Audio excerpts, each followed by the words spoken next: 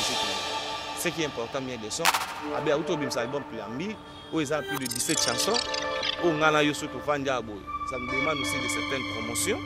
Bien des sons, on est capable de faire un JDT. Qu'est-ce qu'il a fait?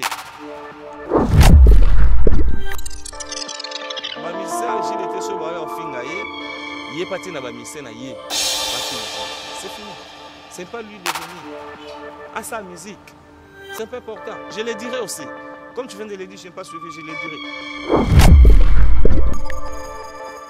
Ah, il ne peut pas prendre ce risque. Il y a reposté l'eau qu'on n'a pas naïe, tu viens comme ça, tu enlèves.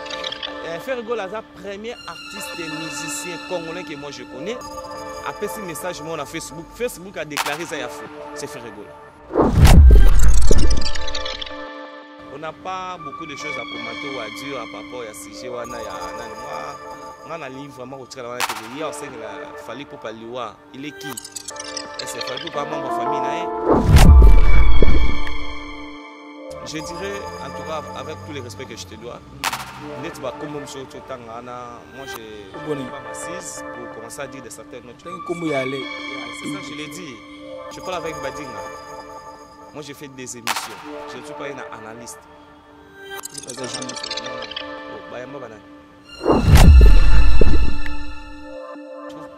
Je trouve que c'est pas important de voir les vidéos de Ketchu à ça les locaux à la méthode africaine et puis pourquoi ça yango juste là pour naïe à notre système mboka n'engi ya lobaka et ça la pratique non ya théorie et point de vue nanga moi je trouve pas mal à ça la geste wana abunela toujours mboka. Merci beaucoup à vous tous vraiment d'avoir choisi cette émission Buzz avec DM. Je dis salut à vous chers internautes, chers abonnés de Koba Plus Télévision. Si vous n'êtes pas encore abonné, je vous demande de vous abonner massivement, surtout de suivre cette émission jusqu'à la fin et partager vos commentaires. Nous les attendons afin que nous puissions améliorer le travail. Dans le souci de vous informer, aujourd'hui je reçois pour vous une paix à présenter. Dieu merci, qui est notre invité d'aujourd'hui. Avec lui, nous allons essayer de décortiquer l'analyse de la musique congolaise. Vraiment, ensemble avec vous aussi, vous allez participer à cette émission. Pour ne pas prendre beaucoup de temps, je dis déjà bonjour à mon invité qui est bel et bien Dieu merci. Bonjour Dieu merci. Ouais, bonjour à toi, bonjour à tout le monde. Dieu merci Mbadinga, chroniqueur, analyste. Et je salue quand je parle de l'émission 100% Star, je tiens à remercier notre visionnaire de l'Afrique Info. Merci à Franck Stemaï et à Montréal aussi, Gino Massampou et à Merveille Mampouya et à tout le monde qui nous soutient. Merci à Weya Lipa les 3 fois Mobali, il est là avec nous, à Kinshasa, merci à toi. Merci à Canon Luba qui est statue de la liberté, depuis États-Unis d'Amérique, président à Buffalo. Pourquoi pas à Fabrice qui t'envoie parking à Badjogo de Pafrique du Sud. Ce sont des gens qui nous soutiennent pour les recettes et monsieur Zalawana des déplacements belé. Grâce à ces gens-là, merci à Nzambe ya lelo atiabon permet na biso pour soutenir toujours biso donc merci beaucoup. Merci beaucoup vraiment, on va parler vraiment de l'actualité musicale. L'actualité dominée par Boketchu. D'abord la réaction, votre réaction par rapport à l'acte Boketchu a posé à aucun des cimetières où il a combo a fallu pour pas vos impressions. Toza premièrement africain, africain faut toujours aming na bokoko to yebi que to botama to kufaka eza na puissance oyo ozo na monde te olega ozo na cimetière donc Boketchu aza mutu oyo yebi eloko asali c'est pas pour rien après vous avez vu Mbula. Et après, belé, Boketchu disait, il faut un drapeau à RDC Foukami en Belgique pour demander à drapeau Zaïre à cette époque et pour demander à Dieu qu'il aille des morts en abisso. Donc, chaque sortie médiatique, ils ont vraiment le message et côté Botomona qui est Boketchu premier à notre Tomoni ambassadeur Nabiso à Paris, vous avez vu des images comment bon je ne peux pas dire de combattants congolais et Silika qui contre pour dire que Alongwa pour un concert. Moi j'attendais que le 25 novembre concert Ebeta et ça l'a tenu même Boketchu je ne sais pas si pourquoi c'était Rami comment fallait pour pas parce qu'il y a un bête à conseil, on a besoin de conseil bête mais moi je trouve que les politiciens congolais peuvent aller dans la poto, bafani pendant la poto, balé, bamelina bango, il y a au kabela pe bakabeli bango. Pourquoi il y a pas de musiciens? Je ne sais pas ce qui concert a fallu et même politiciens congolais mon podium à bêta. Je ne sais pas, moi j'attendais que je vois, il y a beaucoup de gens invités comme artistes et musiciens, chanteurs congolais et étrangers au Barzalawana, c'est ça. Moi je trouve que c'est pas important de voir les vidéos de Bokechu à ça les locaux mais toi africain, pourquoi ça jusque là pour naïe à un souci mboka na ndenge ya lobaka et ça la pratique non ya théorie et point de vue moi je trouve pas mal à ça la geste wana abunela toujours mboka. Est-ce que c'est une très bonne chose pour Bokechu kolela liwa ya congolais compatriotes no fali pour pas na kata vidéo ba fali rafo à disparaître? Est-ce qu'ils allaient vraiment important aussi là? Tobota marape to kufa ka muta ko yoloba menza même tachela mutu jour à souka donc yo pe batwa loba ko kufa nga pe batwa loba na kufa. Donc c'est pour dire que quelqu'un pouvait dire et nzambe mutaye bien être Bokechu na lobi que fali pour pas kufa nzambe na ose bemine nzambe pas bomie data oyo ajo fali pour pas nzamba tchela yi nane ko kité fali pour pas nzamba tchela re maramu o ba mise belé ba salate fali pour batchela ra yi ki amema batu 110 francs ba futa ba ke poto fali pour pas faire ça mais nous connaissons nous tous que beaucoup de gens même quand un membre ya même un membre ya groupe un membre groupe au bon avec ceux qui contribution et c'est nga voyager fatia mais je sais pas fali pour pas on n'a pas trouvé ça. Et on a vu tout le monde, ils viennent, ils se déplacent gratuitement. Donc, on n'a pas beaucoup de choses à commenter ou à dire par rapport à ce sujet. Moi, on a livre vraiment au travail. Hier, il fallait pour pas lui il est qui? Il fallait pour pas membre de la famille. Allez, la moka, mais allez, la télé, il fallait pour pas. Est-ce que la réaction d'Alex, la famille a fallu, on peut pas qu'il y ait des cimetières collés là sous bon. Est-ce que les acquis importants on peut pas réagir bon? Je dirais, en tout cas, avec tous les respects que je te dois, moi je ne pas m'assise pour commencer à dire de certaines notes. C'est ça, je l'ai dit. Tu parles avec Mbadinga. Moi, je fais des émissions. Je ne suis pas un analyste. Il n'est pas un journaliste. Non, non. Oh, Bayamba Banan. Tant que l'on émission Bayamba. On passe. Il n'y a pas de questions. La question, c'est de continuer. Passer maintenant. Vous avez un problème privé? Non, non, c'est pas ça que moi j'ai dit. Moi, j'ai une introduction. Le développement, il y a l'interprétation. Au moins, une répétition dans la vie à Moutou. Moi, je n'autorise pas ces gens-là comme ça. Il faut créer. Il y a ces métiers autour de Bokechu. Alors tu veux encore une autre. Et je vois aussi qu'un canal pouvait se réveiller comme ça à quel cimetière. Je ne suis pas là pour ça. J'ai dit pour Bokechu parce qu'il y a Bandaki. Alors là on peut passer. Merci beaucoup, on peut passer à autre chose. Il y a beaucoup de questions. La rencontre entre JDT Moulopoué et Fali Poupa, Internet et Ningani. Votre impression par rapport à la rencontre ou pour ou contre ça? Non, on a deux volets. Premièrement, Fali Poupa, artiste, musicien, congolais, chanteur, interprète. Et parolier, on peut dire aujourd'hui. Et comme JDT Moulopoué, il est aussi artiste et musicien, parolier, interprète, tout, on peut dire tout ce qu'on fait.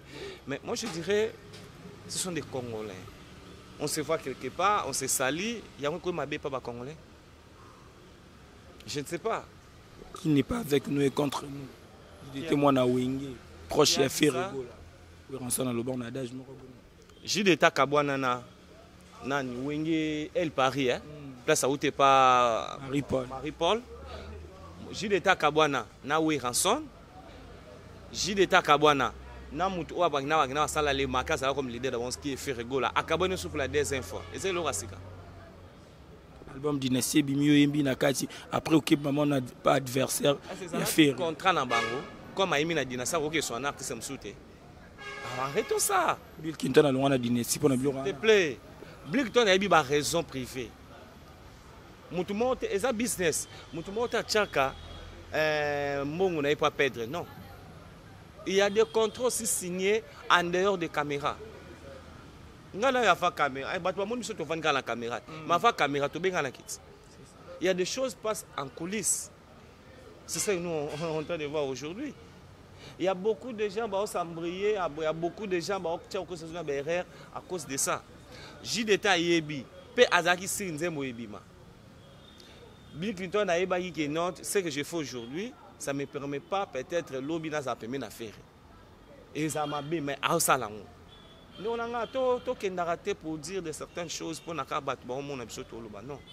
Moi, je n'autorise pas que les gens viennent commencer à dire que c'est ça, je l'ai dit à des certains fois. Hier, j'ai pris des appels, je vais te faire montrer. Comment les gens m'ont appelé pour dire toi, il y a tout répondre à ta affaire. Toi, tu viens lancer un message pour la carrière artistique à JDT ou tu viens pour dire au bateau de permission. Et c'est important, premièrement. Mais les lois de la musique à Congo, tu es l'ami de mon ami est mon ami. Le ennemi de mon ami est un ennemi. Est-ce qu'on ne trouve pas là vraiment... Il a pris cette opportunité de faire une émission avec Josky Mbokuta et à Koufa Naye déjà, Baron Balé Bakoufa et Wazolan Zimbo. On comprend? Donc, Navanda Boye, dans cette émission là, Papa Josky, il y a eu Sanga, Mbadinga, mon avis. Monsieur comme ça tu as takaleza musique à l'éloté. Vous êtes à la télévision, tu gagnes ni tu lubinze monoya mabe mais na poko mona biso to lia fufu. Mais c'est pas aujourd'hui hein. C'est possible pour moi. On poisson pour le bara. Ezara na on peut kala. Mais le lubino comment mettre pour avoir pratique. Musique et beba musique ça sur comme ça to élite. Si on est ce que va na faire ko so na faille au moins te bo million ba misi JDT traite. Mais ce que je viens de le dire tu n'as pas compris. Ezamba alboso JDT beba na faire. Ezamba alboso je suis là ni parcours na yé. Babé balanga na ba place à Outati. C'est une bonne chose. Mais non, ezelo a malam tena mokila lelo. Il faut luka pena bato ebele. Alors quand tu te permets ailleurs beb sa ba relation on nzamba opesa yo, oza la bien fait, oza pe, oza bénite na vie artistiquement. Comme eza ebe bananzela la musique. Lelo oh oui, tu peux dire que tu peux arriver chez Fali pour faire une featuring. Mais après quoi c'est le pays mal fallu. C'est le pays mal fait. Il a mis ma chanteur rebelle pour la musique congolaise. Là je vois Babindombe comme défenseur à faire. Je vois Miel de Son comme défenseur à faire. Je trouve que Batou oh bazana en bon terme na faire minicho. Bon s'attaquer quand na ngam moko. Batou bazana ngam ya fali batou attaquer quand na ngam moko. Je vois Mino Abraham comment s'attaquer na batou ba soutenir faire. Je vois Miel de Son comment s'attaquer dans le bateau pour soutenir il fallait. C'est ça la musique congolaise. On n'a pas besoin de ça. On a besoin de faire la bonne musique. On a besoin de faire excusez-nous, de faire une très très très bonne musique. Tu sais, aujourd'hui, rumba congolaise est reconnue dans l'UNESCO. Il faut tout valoriser rumba congolaise. On n'a pas besoin de ça. Il y a ça millions de ranking dans le Congo. Mais tu peux passer en Nigeria, tu vas voir.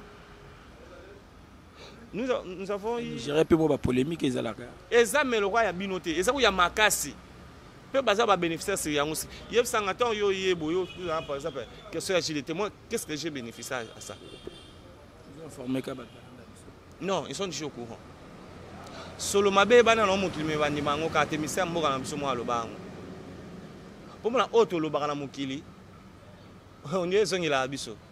Sotali e na batu o baloba maloba ya mabe po na batu mukili. Ba ce sont des gens là o bazonga na pe bien na batu. Vous comprenez Ronanga? Donc on n'est pas là pour dire que JDT a fait ça, JDT a fait ça. Moi je trouve qu'il fallait pour pas à congolais, JDT a congolais, ba kuta ba pesa nimbote ba vandi ba meli moi c'est pas si mal. C'est pas aussi mal mais miel de son. C'est ça que moi j'attendais. Miel de son à le bazar ba bombe pour y bombarder ya mulo pour. Miel de son aza artiste congolais, miel de son aza wenge, miel de son aza Ferregola connaît bien JDT et moi je dirais il y a des choses on peut pas suivre de voir déjà miel de son c'est notre musique naïe. Ce qui est important miel de son abe auto bim album plus en 1000 où ils ont plus de 17 chansons où ngana yo surtout vanja boy. Ça me demande aussi de certaines promotions. Miel de son rôle capable de défendre la JDT. Qu'est-ce qu'il a fait? Abe musicien miel il y a JDT bazo refinga. JDT zotinda bango. Ba musicien JDT so ba refinga yé parti na ba musicien na yé ba finga JDT. C'est fini. C'est pas lui de venir à sa musique. C'est un peu important. Je le dirai aussi. Comme tu viens de le dire, je n'ai pas suivi, je le dirai. À ça la musique, on a besoin de lui. À la voix bien, la voix puissante. Ayemi la dynastie, il doit faire de promotion. Tu ne vois pas que, je ne sais pas, mes artistes. Au lieu de la promotion de la dynastie, beaucoup de choses ont futilité, et reporter rien. Pour moi, j'ai reporté l'autre. Tu ne vois pas que vous prenez 2 jours, 3 jours. Pour le moment, JDT, Bobo Sangue, bien de soi, il m'a fait. Mais de soi, il m'a na ba masebele. Mais de 60 albums un studio a préparé album, a préparé single. Arrêtons ça s'il vous plaît. Arrêtons ça. Merci beaucoup. Parlons aussi de Ferregola, l'album Dynasty. Sur le terrain, ils ont mon album en Moi je dirais Ferregola Kalaza, Ferregola Lelote. Comment? Ferregola Banda album naie, moi à la producteur. Et cette fois-ci là, cette opportunité, il y a le boss général d'Abira, premier album ça c'est interdit. Et oh Lelo Tomoni, Lelo, Sony Music à Zouango. Moi je dirais, on était là avec lui. Il avait bien expliqué que l'album Oyo est parti dans Ferregola. Ils sont partis dans Sony. À Wabiso, tous en a difficulté. Moi, je vis au nom d'un album à Ferregola. Et c'est pas qu'on était dans son banc. Il y a des choses qui sont faites. Il y a des télécharger le. On s'en bite. Mais ils ont Sony. Moi, je trouve ça c'est bon. Je vois la page à Sony faire Azara les premiers. Je vois comment Sony faire Azoteka. C'est ça qui est important. Sur les terrains, ils ont sur les terrains, petit à petit, ça vient. Tu as plus de 60 chansons. Plus de 60. Il faut pas te kangat. Non, non, tu te belé, album belé, combien de temps on a 4 on va faire la promotion. Et puis, moi, album Bimbesimba, album Bimbesimba, 4 Simba. Mais le lot, c'est comme ça le bon Bimbe Simba. Il y a des gens au bazar en Bogo P. Petit à petit, parlons toujours de Ferregola. Ferregola a une page a posté qui a Bercy en février, mais subitement tout le monde publication les sous effacés. Et comme des infos à la page à Ferregola. Et comme des infos à la page à Ferregola, c'est pas bon. Un artiste international, comme on dit, un artiste organisé, je n'aime pas dire qu'ils ne sont pas organisés. Il ne peut pas prendre ce risque. Il y a reposté l'eau qu'on n'a pas naïe, tu viens comme ça, tu enlèves. Ferregola, c'est le premier artiste et musicien congolais que moi je connais. Après ce message, moi, on a Facebook. Facebook a déclaré ça, il y a faux. C'est Ferregola. Le problème est à Ferregola, tous les alliés entourage. Moi, je dirais oui, non. Ferregola, il y a dans le plateau pour nous dire qu'il a la meilleure équipe. Et nous, des fanatiques, nous disons à chaque fois, Ferregola a une équipe à malamte. Oye Salama Oyo, c'est Ferregola, il est conscient ou il est inconscient? C'est question posée à Ferregola. Ceux qui sont conscients, comment une très bonne équipe, et que ça là risque, et que ça là que tu viens comme ça, vous postez le remords et vous revenez, ou à Londres. Dieu merci, étant que chroniqueur, musical, analyste. Excusez, avant qu'on pose, qu'on poste en une page, il faut vérifier. Et ça peut vrai. Parce que quand combien de personnes la promotion, tu sais combien de personnes? Il y a aussi mal à posté à solo. Ah, ça c'est une aventure. Dieu merci, ceux qui les lots vont faire rigoler. En face de la caméra, conseil-moi. On fait une émission pour faire rigoler ou faire analyse? Tout ça, l'analyse des musiques. Nous faisons la musique à Congo. On parle trop de faire rigoler. On a parlé aussi de Fally Poupa, on parlera aussi de Babine Doni. Il y a beaucoup d'artistes. On ira petit à petit. Malembe. En face. Contre Ferré. C'est juste des arts constants en salle, tu parles trop de lui, c'est pas vraiment, il y a beaucoup de gens qui... Nous avons une Osibi où on va prester. On a parlé aussi de Fally Poupa, on va petit à petit. Donc là, nous avons parlé de JDT, pas sans Fally Poupa. On n'a pas parlé de Fally Poupa. On a parlé de Fally Poupa, Nanzela Baboko. Sur le Ngolo ex-victime, le plus de 56 visa. Zoya Malembe. Petit à petit. Petit. Conseil mot direct va faire rigoler par rapport à son entourage, par rapport à maman. Je ne peux pas donner de certains conseils aux médias. J'étais avec lui, j'ai des images même chez moi ici. On était aux conférences de presse dans Sultan et j'ai vu comment faire rigoler disait devant la caméra pour l'album pour notre projet moi je dirais c'est important de dire devant les gens parce que tu as ta musique pour la battre. Quand tu te permets de dire aujourd'hui que non, c'est ça on voit aujourd'hui, il y a beaucoup d'artistes qui on appelle la salle pour manquer de promotion. Promotion fait temps. On comprend là? Promotion, nous sommes en Australie, à New York, à Wapi, conseil à Paris, à préparer.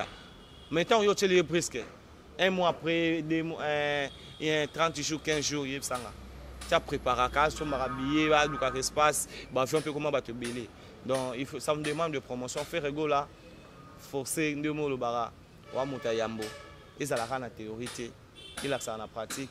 C'est que moi j'ai aimé tourner aux États-Unis, j'ai vu le premier concert, félicitations. Et je continue au ça là. J'ai remis au cas la voix de Kinshasa, j'ai vu comment tu fais ton travail. En tout cas, c'est ça que nous avons besoin. On voit les artistes. Et j'ai vu aussi, comme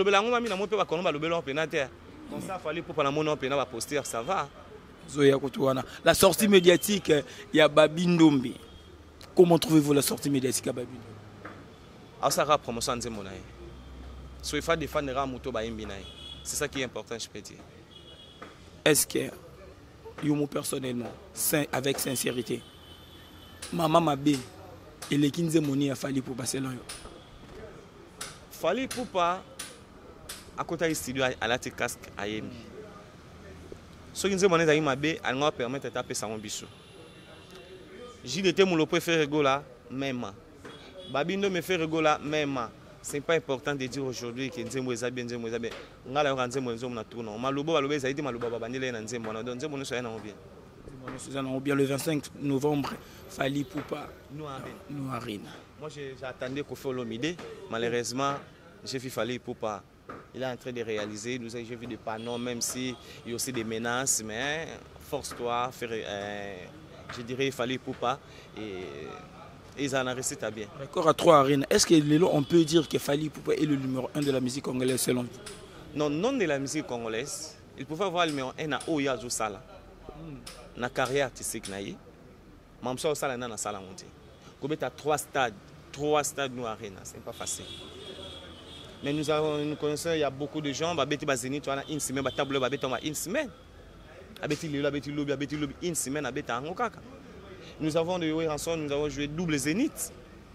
On se comprend, là? Donc, pour faire rigole, pour Fali Poupa, Abeti Mbali Bosso, dans la carrière, il a réalisé ou non réalisé. Mais ça, les millions et la musique congolaise. Selon Dieu merci, s'il faut envoyer 5 artistes et musiciens congolais de vendre valablement la musique congolaise, sous 5 yo pour Nabane. Bourrompela. Bourrompela. Hein? Deuxièmement, Manda Chante. Troisièmement, Redia Missi. Quatrièmement, oui, c'est un vieux que je connais pas bien, qui est Montana Kamen à Sommet des Sommets, que je salue mon vieux. Et en plus, en tout cas, dans la télévision, mais il faut azonga dans le monde musical. Mais je cite, non? Tu as peur? Ça va de Pichou. C'est Katika musique. Merci beaucoup, cher. Je te dis, dans un répertoire vieux, ça va. Ça va via Zobeta. Au moins, ce place est bien bozala. Place Mbadi à Zabino bozala. T'es pas place bien boyak. Place à Zelenga na yete. Zelago. Oyebi. Continue Oyebi. Zelago. Même avec artiste congolais, n'attends pas. Aboulé moi inauspicieux à la mago tangué to katié kaka. Son monde place à place bien bozala zelanga. Bino botala lelo succès. Yobi ba artiste. Moi je parle de chanteur. Tu vois? Aujourd'hui, nous avons une difficulté chez nous. On compte des chanteurs, au cabane à succès. C'est ça, il y a ma musique. Mais des gens comme Redia Missi, il y a une éducation à la vie, il y a un conseil. Les gens qui ont été bossés Kabu.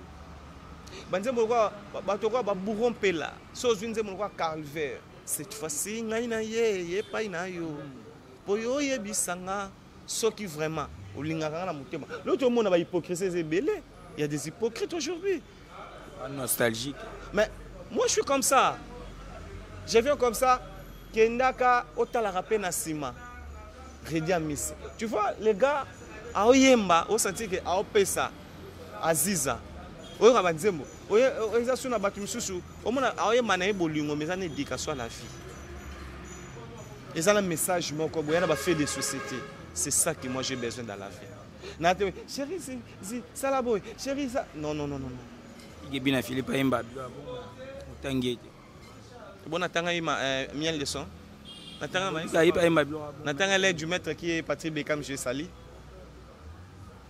On va parler aussi de la Ig. Mon vieux, n'attends Igbi na filete. C'est pas. Et ça n'attend pas bateau quand c'est dans temps. Autant on va parler aussi de la presse congolaise. L'élo, apport, l'élo presse congolaise. Au monde. Presse est bien, mais place l'eau à bien, c'est l'eau à ma BP Zangati. Explique. Moi, je dirais aujourd'hui, pour faire une émission aujourd'hui, ça me demande des polémiques. Où ils allaient vraiment été. Moi, je connais. Papa, Bamonacheba. Je pose une question à Dieu merci Mbadinga. Je dois répondre aussi. Je ne suis pas polémique. Aujourd'hui, il y a beaucoup de gens qui disent Mbadinga a polémique. Non. Non. Il y a pour ça la polémique. Mais est-ce que c'est la plateau na yo? Vous avez raté tani no ça polémique l'émission. Est-ce que vous comprenez? L'équipe polémique est belle là. Mais ce qui a aussi la polémique au salaire, au salaire en promotion, au salaire en réalisateur na yo. Il y a qui toko. On va faire polémique na poser une question de répondre.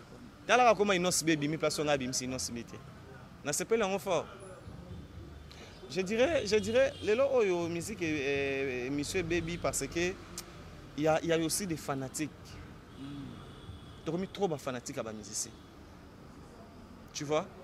Aujourd'hui, je fais une émission avec, par exemple, avec Miel de Son. Le petit 1 million de son. Je n'ai pas dit que l'émission n'est pas bien. Parce qu'il y avait de polémiques à l'intérieur. Il y a une émission ça. Quand je parle de 1 million de son, voilà, la réalisation et l'accès vous voyez 1 million de 100 vies. L'émission a un Miel de Son. Il y a une page. L'émission a un Gezma. Les lots au Ebeti. Et qui va 2 millions et quelques. Je vais te faire montrer. Parti n'est que bien aimé. Au moins, parti mieux la taille $1,500. Il y a parti bien au CP. Public et CP. Internaute.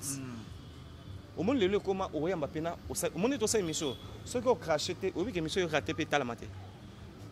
Mais ceux qui ont craché les moutons à Bimsera, Dieu merci, Mbadinga, l'obligé d'été Koutoubou. Tu sais comme, bah, mon ara, Mbadinga.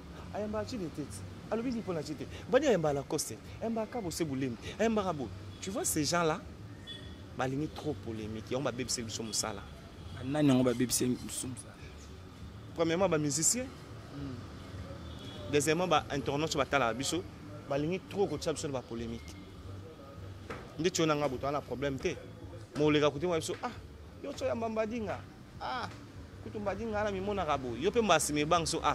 Autant la tête ngana ibadinga to meke M2 ineto solo là et pas ngala so yo moment ozui keto ano saini o boy ko samsa yo nzo ani o yapo na ngala o yapo na personne te mo yapo na personnage o mbadinga wa kanga so comprendre pas ça ya un bomi musique congolaise c'est bomi comme presse congolaise to mi trop ba fanatique ya battu to ça sous ba journaliste était je suis au milieu du village c'est pas besoin de sauter je suis warrior je suis gaulois. Je suis Wengemen, je suis Tchatchoyen, moi je ne suis pas. Il y a Nazara Moutamoutoana. Si vous avez un analyste, un journaliste, analyste, un bateau. Comment Alexis Wachini? Non, non, c'était un papa. C'est un beignet d'un. Un PC, un journaliste. Mais ben c'est entre vous. Pas chez moi. Oh, nga fani bonota batoka ba Gisèle fou la peine appliquera. Ba journaliste ba d'ontologie. Ba idor. Batoka ba Isaac Maï, batoka ba Joe Star, Frank Stemai. On comprend. Batoka ba na fandi combat patron autant de Lix Arlo. Na combat patron mo. Na tant comment Frank Stemai libosoir. Mais non, toi tu veux battre autant à peine cité. On est comme il rappelle. Non, tu as un rappel. Les mères n'y a salam, ça peut bien.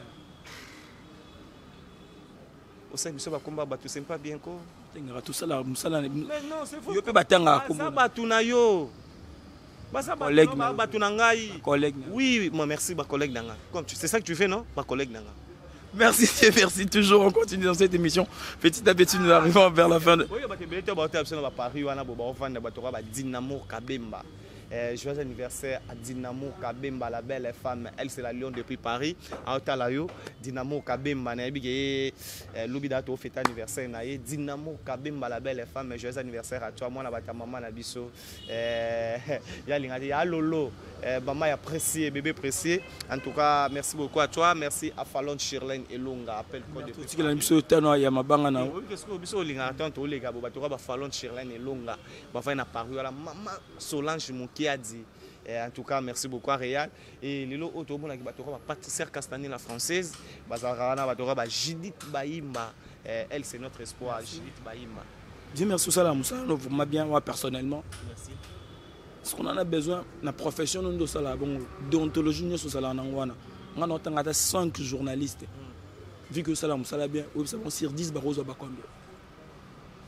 Ils sont obligés et comme je trouve qu'il mérite peut-être au PCD 3 points. Le problème est les faits. Tout bandit. Aïdor sur 10.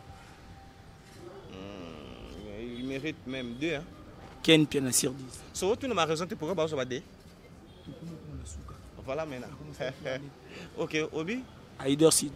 2. Ken Piana. Tu as mis analyste, tu as chroniqueur. Tu parles de chroniqueur. Ken Piana chroniqueur. Non. Toyokan. Qu'est-ce que c'est aboué? Alors, tu as 5 chroniqueurs. Au bas, ils disent 10 chroniqueurs.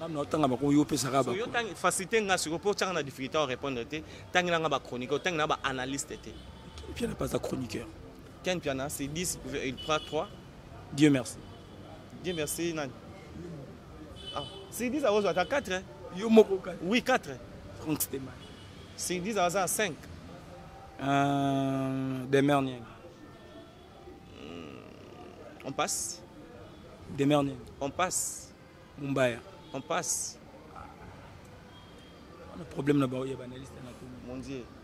Tonton Bef. C'est qui? Tonton Bef, t'es. C'est un passe. On comprend la terre. C'est interdit de dire que tu connais personne. Migueniam. Oh, s'ils disent qu'il mérite même 4,5. Hein? Migueniam. 4,5. Et là, il y a un succès. Et là, il y a un succès de bon. Hollande a un succès, non, on a je vois ça maintenant. On a posé la question. On passe. On t'a souka kaka. Non, raconte ma pas ici. Alexis Wodji. Fanatique d'avant, c'est bon. Alexis Wodji. On passe. Merci beaucoup. Là, nous sommes vraiment arrivés à la fin de cette émission. Dieu merci. Et de l'invité de notre. Tu vois, c'est ça que je veux dire. Comment on peut faire une émission pendant 5 minutes, 10 minutes? Nous habitons seulement dans le combat battu. Pour ça, l'émission dans le combat battu. Collègue Inaote, yo vando yamba motut. On peut yamba. Ah, otala ba moi toi. Forcé pena. Là, nous sommes arrivés à la fin de cette émission. Dernier mot, on a pas de dédicace, numéro de contact. Merci à vous, merci à chaîne Abisso. Koba Plus, c'est chaîne bon matériel, je vois comment réalisateur a sakana réel Abisso. Gloire. Gloire dit. En tout cas, félicitations à Msala, réalisation qui toque moi na réalisateur faut pas rebeller pour ça toujours Msala malamu. Merci à Bino, merci na Yopé na fédération et émission qui est toujours liboso. Dieu merci mbadi ngaza na bi ke tolobi toza ba tutobeta na peli baku. Nyonso tolobite ça ya malamu o amoni ya malamu a kozwa ya mabe on a vraiment besoin de remarques et ya c'est Dieu merci mbadi nga pe lobara na fanatique ya mutu te mais na fanatique ya msala mutu. C'est ça qui est Dieu merci mbadinga. Moi aussi je sors déjà, j'ai une émission. Je salue mon vieux Didier Lacoste, My Food, Motaba Chéri. Adana Kisa Zongi déjà. Et bientôt là, on a déjà la 100% star déjà tout solo la mambo belé. Et moi je dirais, il y a à bien des sons, fais ton travail ou prépare l'album. Ça me ça na yo. On a souci mais même il y a un bateau là. So obi ce qu'on a na moi trop mystique. Obi poani. Nalinga bato ba na musala basela musala so na ngati ba na ba distraction moi papa comme ne biso vraiment na suka na otikela nango micro na obima nanga question ya suka question suka na otikelo ba micro le plus mauvais journaliste congolais na nini le plus mauvais journaliste congolais lelo On a dit au moins journaliste nous sommes le plus mauvais qui a ça là bien. Yo, merci.